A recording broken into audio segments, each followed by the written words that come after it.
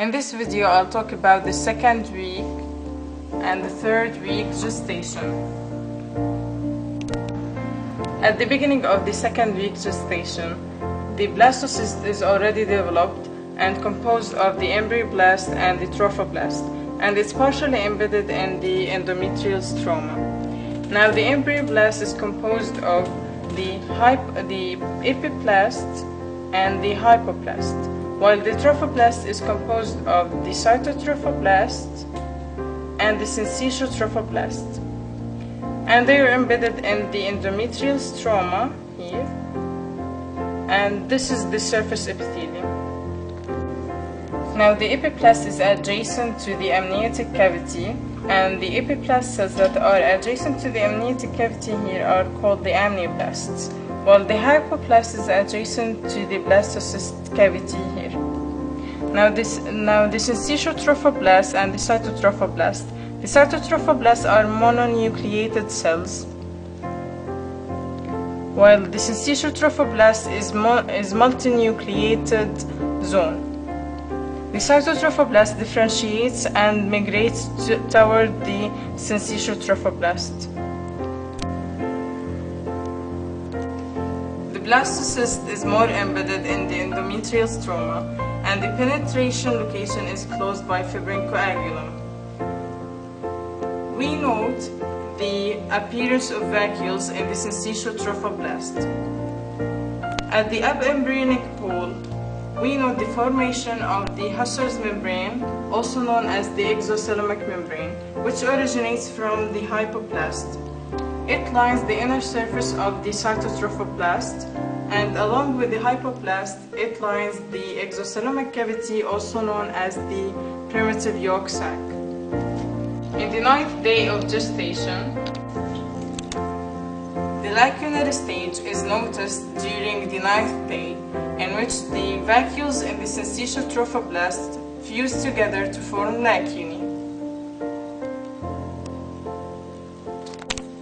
During the 11th and 12th days of gestation, the blastocyst is completely embedded in the endometrial stroma, producing protrusions to the lumen of the uterus. At the embryonic pole, there are lacunae which form intercommunicating network. The syncytiotrophoblast penetrates deeper and erodes the endothelial lining of maternal capillaries. These capillaries are congested and dilated, known as sinusoids. Lacunae become continuous with the sinusoids, and maternal blood enters lacunae. More and more blood enters lacunae, establishing the uteroplacental circulation. Soon after, large cavities develop in this mesoderm, surrounding the primitive yolk sac and amnion, except in connecting stalk. So this mesoderm is divided into somatoploric mesoderm and splanchnoploric mesoderm.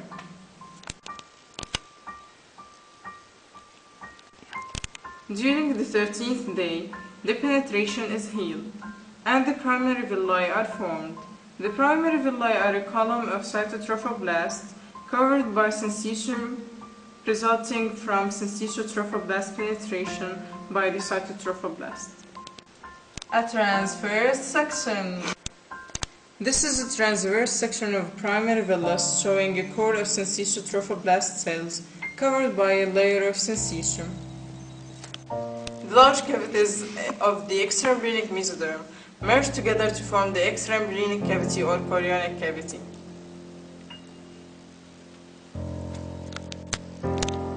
The hypoblast produces cells that migrate along the inside of the exocoelomic membrane, which gradually form the secondary or definitive yolk sac.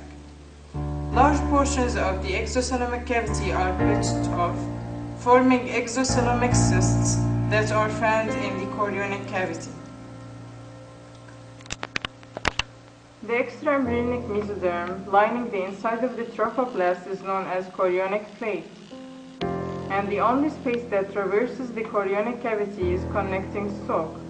Development of blood vessels in the connecting stalk becomes the umbilical cord. With further development at the beginning of the 3rd week, Mesodermal cells penetrate the core of the primary villi toward the decidua, forming secondary villi. The decidua is part of the endometrium that will form the placenta. A transverse section. This is a transverse section of two villi, the primary and the secondary. B showing the secondary villus with a core of mesoderm covered by a single layer of cytotrophoblastic cells. A transverse section. This is a figure that shows the development of a villus. First we have a primary villus, then secondary villus, then the tertiary villus. The tertiary villus is filled with mesoderm, showing a number of capillaries and venules. A longitudinal section. At the end of the third week of development, maternal vessels penetrate the cytotrophoblastic shell to enter the intervillus spaces, which surround the villi. Capillaries in the villi are in contact with vessels in the chorionic plate and in the connecting stalk, which in turn are connected to intraembryonic vessels. Villi connecting chorionic plate to the decidua basalis are anchoring villi or stem villi. Villi that branch from sides of the stem villi are called free villi, through which exchange of nutrients and other factors will occur.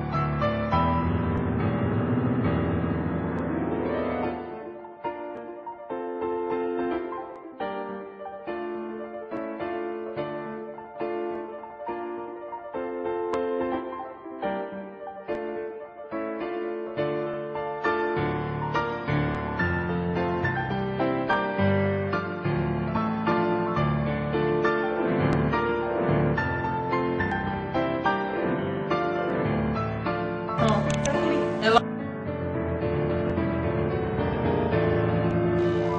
large cavities in the extraembryonic mesoderm merge together to form the exocoelomic cavity.